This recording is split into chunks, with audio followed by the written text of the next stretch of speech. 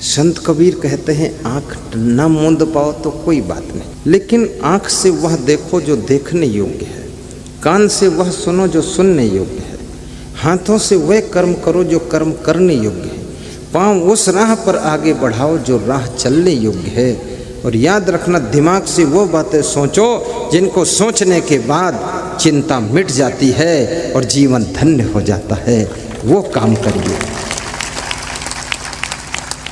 महात्मा विदुर कहते हैं दिवसे नैव तत्कुर्यात् येन रात्रौ सुखम वसेत्, अष्टमासेन तत्कुर्यात् येन वर्षा सुखम वसेत्, पूर्वे वयस तत्कुर्यात् येन वृद्धा सुखम वसेत्, यावत जीवेन तत्कुर्यात् येन प्रेत्य सुखम वसेत्। दिन भर में वह काम पूरा कर लो जिससे कि रात को सुख से सो सको। 8 महीने में वह सब काम पूरे कर लो जिससे कि वर्षा के 4 महीने आराम से रह सको। 8 महीने इधर उधर घूमोगे, लापरवाही करोगे, जब वर्षा की ऋतु आएगी, छत टपकेगी तो रात भर खाट खींचते रहोगे इधर उधर। 8 महीने तैयारी के लिए मिल गए हैं। बचपन और जवानी में वह सब काम कंप्लीट कर लो जिससे बुढ़ापा सुख से बिता सको, और जिंदगी भर में वह सब कार्य कर डालो जिससे कि हंसते हंसते दुनिया से मर सको, तब समझ लो जीने की कला। दान प्रसंगो मधुरा च वाणी, चाणक्य कहते हैं जो दान करता है और मधुर वाणी बोलता है। ये वाणी क्या है? ये तुम्हारी आदत। तुम्हारा शरीर भी आदतों को पकड़ता है, मन आदतों को पकड़ता है, वाणी भी आदत पकड़ लेती है, इंद्रियां भी आदत को पकड़ती हैं। चटपटा खाने की आदत जिह्वा इंद्री की हो गई तो चटपटा भोजन नहीं मिलेगा तो तुम खाना खा नहीं सकोगे। कठोर बिस्तर पर सोने की आदत है, कोमल बिस्तर मिल गया तो तुम सो नहीं पाओगे। ये शरीर भी आदत पकड़ लेता है। और वाणी आदत पकड़ती है। गाली बकने की आदत अगर पड़ गई, तुम साइकिल को भी गाली दोगे, जूते ढूंढे नहीं मिलेंगे तो उनको भी कुछ गाली दे दोगे, चश्मा को गाली दोगे, पत्नी को गाली दोगे, गाय भैंस को गाली दोगे, बादलों को भी गाली दोगे। अगर वो बरस रहे हैं, तुम्हें कुछ डिस्टर्ब हो रहा तो बादलों को भी कुछ न कुछ बोल दोगे आप। आपकी आदत बन गई है। लेकिन याद रखना, इस वाणी को अमृत वाणी भी कहा गया है। अगर वाणी में प्रदूषण है, 3 दोष वाणी के होते हैं, गाली, निंदा और झूठ।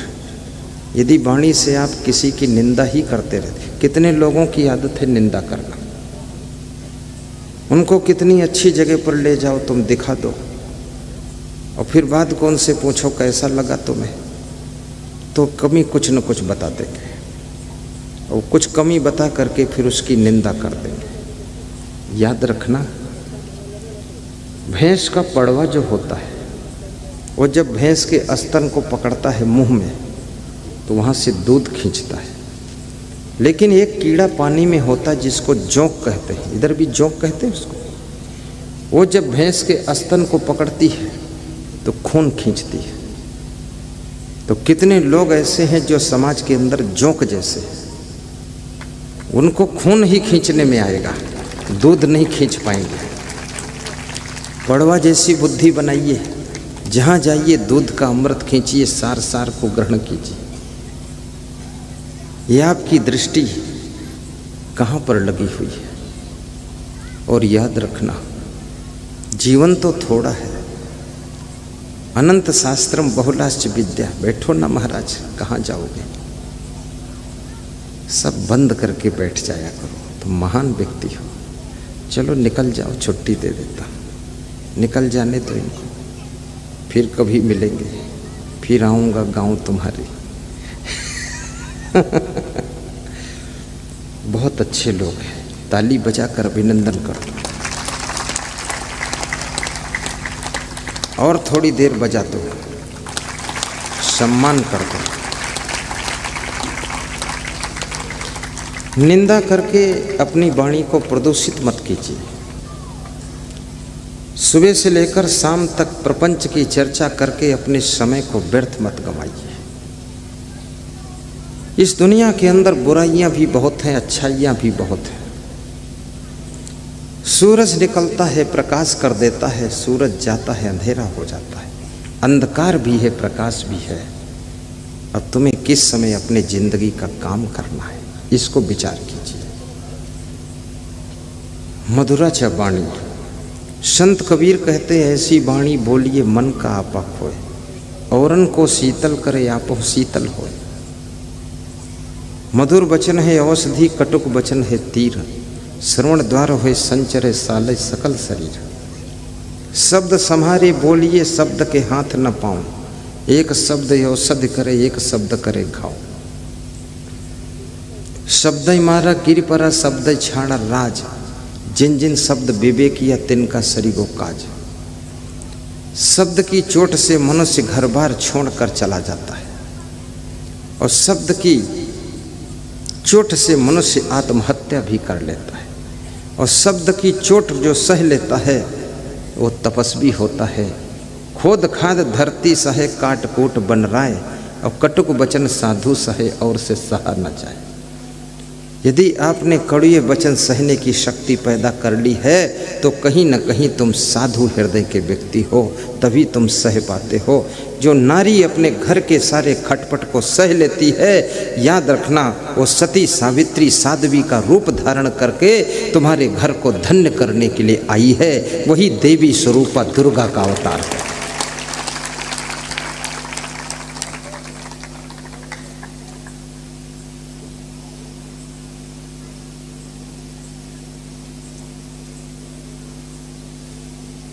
बड़ा हुआ तो क्या हुआ बोले ना ही विचार, हते परई आत्मा जीव बांध तलवार। तलवार की धार भी सह लेता है आदमी, गोली की बौछार भी सह लेता है आदमी, पर सबसे ज़्यादा असर करती है यह, बोली की मार नहीं सह पाता है आदमी, बोली की मार नहीं सह पाता है आदमी। शब्द की शक्ति को पहचानो।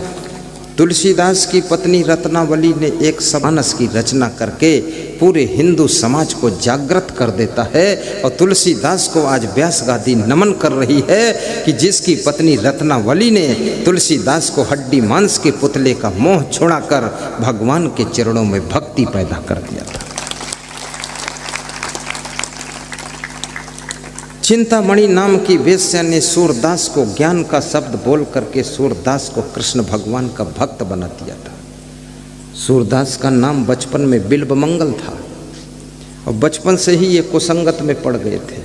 चिंतामणि नाम की वेश्या के चक्कर में पड़ गए थे। आदमी किस उम्र में बिगड़ जाए क्या ठिकाना है। याद रखना, व्यभिचार बहुत बड़ा पाप होता है, और व्यभिचार में फंसने वाले लोग अपनी जिंदगी को पूरा बर्बाद कर लेते हैं। सूरदास बचपन में मन उनका वेश्या में फंस गया।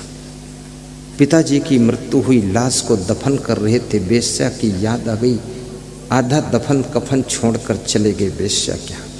वेश्या ने उनका चेहरा देखा, वो समझ गई कि आज दुख से कुछ आ रहे हैं। कैसे आए, कहाँ से आए? बोले पिता मर गए, दफन कर रहा था, याद तुम्हारी आई तो चले आए। बोले पूरा दफन नहीं किया? बोले नहीं किया।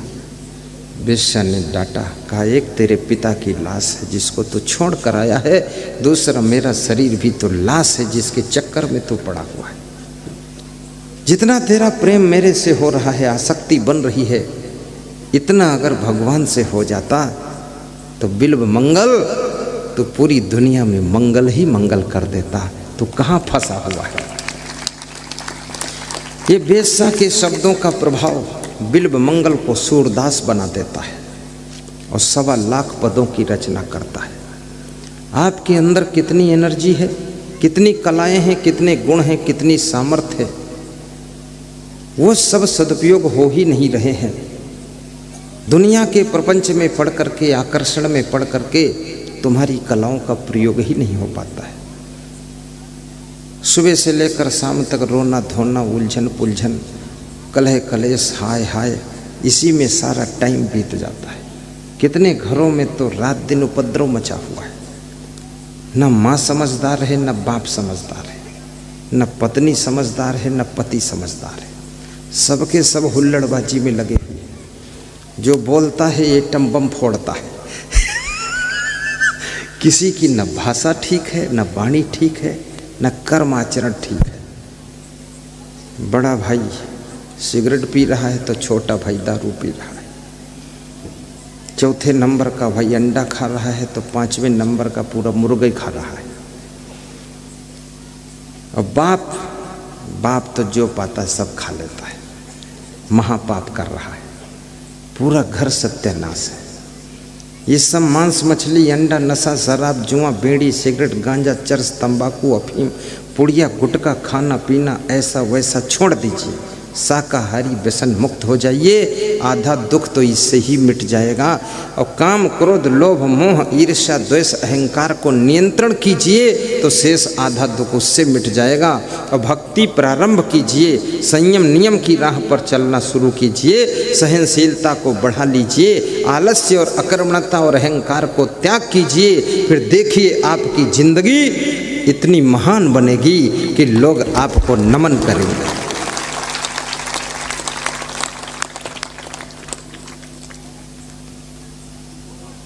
जिंदगी चाहिए बंदगी के लिए।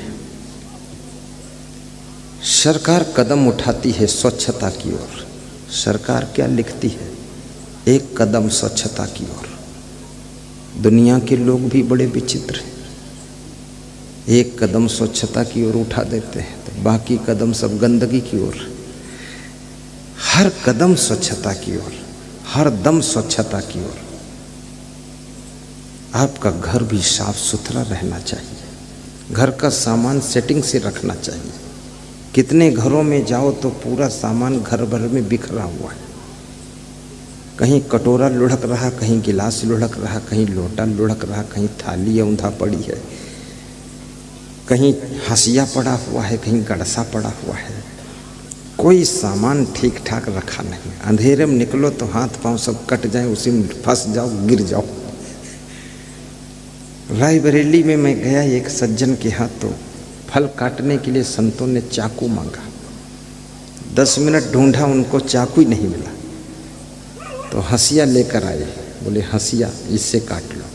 तो मैंने कहा गनीमत रही जो गड़सा नहीं लाए तुम। हंसिया लाए। बोले चाकू है घर में पर ढूंढे नहीं मिलता है।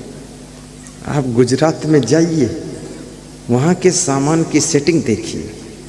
मैं फर्स्ट बार जब गुजरात गया, कोतवाल साहब शायद गए होंगे गुजरात, गए हैं? नहीं गए होंगे तो न्योता दे देता हूँ।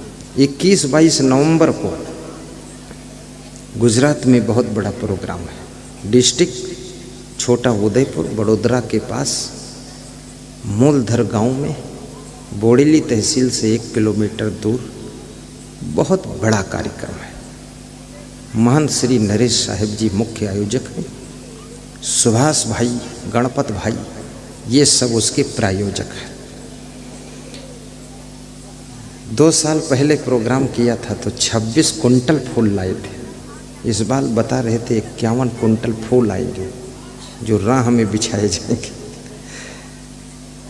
और ये पंडाल वहाँ नहीं लगेगा, इसको तो वे लोग नाश्तम नहीं लगाएंगे, ये उनका आलीशान पंडाल लगेगा, बहुत बड़ा लगेगा।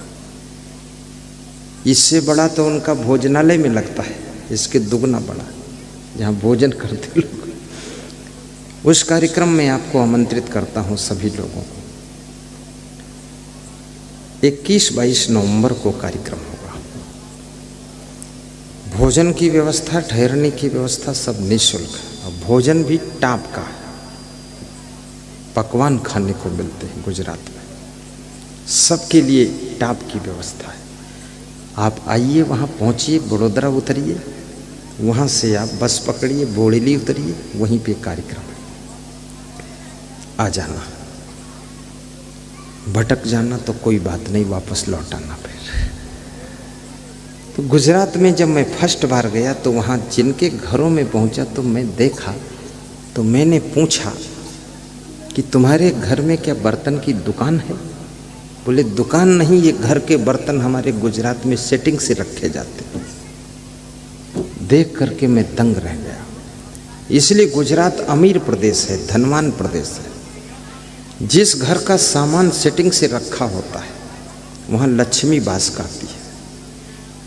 जिस घर में जूठे हाथों से घी निकालकर खाया नहीं जाता है, वहां लक्ष्मी निवास करती है। देव ऋषि नारद, देवराज इंद्र सरोवर के किनारे भ्रमण कर रहे थे। एक विमान उतरता है, उसमें से एक देवी प्रकट होती है और उस देवी के प्रकट होने पर याद रखना, नारद जी कहते हैं ये कौन है? इंद्र जी कहते हैं आप पूछिए जाकर। पूछा तो उसने क्या कहा, मैं रंभा हूँ, मैं लक्ष्मी हूँ, मैं कमला हूँ। तो तुम कहाँ रहती हो, कहाँ से आई हो, कहाँ जा रही हो? मैं दैत्यों के यहाँ रह रही थी, लेकिन उनके यहाँ रहने योग्य अब स्थान नहीं है, इसलिए मैं वहाँ से असंतुष्ट होकर चल पड़ी हूँ। तो देवराज इंद्र ने कहा मेरे यहाँ रहो। बोले मैं तुम जैसे विषयी पामर के यहाँ नहीं रहती हूँ। कहाँ रहोगी? जिनके घरों में सफाई रहती है, जिनके घर में बूढ़े बुजुर्गों का सम्मान होता है, जिनके घर में अतिथि का सत्कार होता है, जिनके घर के बर्तन सेटिंग से रखे होते हैं, जिनके घर के लोग कपड़े साफ सुथरे पहनते हैं, और जिस घर के लोग आपस में प्रेम से रहते हैं, उन्हीं के घर में मैं निवास करती हूँ। जहाँ ऐसा घर मिलेगा वहीं पर मैं बसेरा करूँगी। याद रखना, यदि चाहते हो लक्ष्मी जी हमारे घर आए तो अपने घर को इस तरह से सेटिंग कीजिए, आपके घर में लक्ष्मी जी सहाय हो जाएंगे।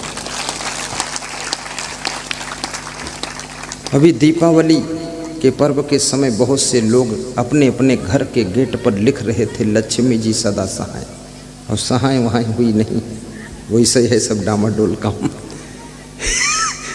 ये केवल गेरू से लिख देने से थोड़े सहाय हो जाएंगे। लक्ष्मी जी कैसे सहाय होती है? लक्ष्मी जी सहाय होने के लिए आपको तरीका फार्मूला बताया। जब आपके मन में कोई विशेष लक्ष्य होता है और लक्ष्य के लिए पुरुषार्थ होता है, तब लक्ष्मी जी आपके ऊपर सहाय होती है। लक्ष्य विहीन व्यक्ति लक्ष्मी को कभी प्राप्त नहीं कर सकता है। यो न सन्नियच्छति बेगम उत्थितम क्रोधा हर्षयो सा श्रियो भाजनम राजन यश्च आपत्स न मुह्यति। विदुर नीति में लिखा हुआ है, जो व्यक्ति क्रोध के आने पर भी क्रोध नहीं करता है, अंदर तो गुस्सा आ गई कि इसकी गर्दन दबा दूं, इसको गाली दे दूं, इसके 2 घूंसा मार दूं, लेकिन फिर भी घूंसा मारता नहीं, गाली देता नहीं और झगड़ा करता नहीं। क्रोध आने पर भी जो क्रोध नहीं करता है, क्रोध को अंदर अंदर समन करता है। और हर्ष होने पर, खुशी होने पर जो फूलता नहीं है, सबसे कहता नहीं घूमता है कि मैं बड़ा हर्षित हूँ, ये मिल गया वो मिल गया, वो व्यक्ति राज्य और लक्ष्मी का अधिकारी होता है, राज्य और लक्ष्मी का अधिकारी होता है।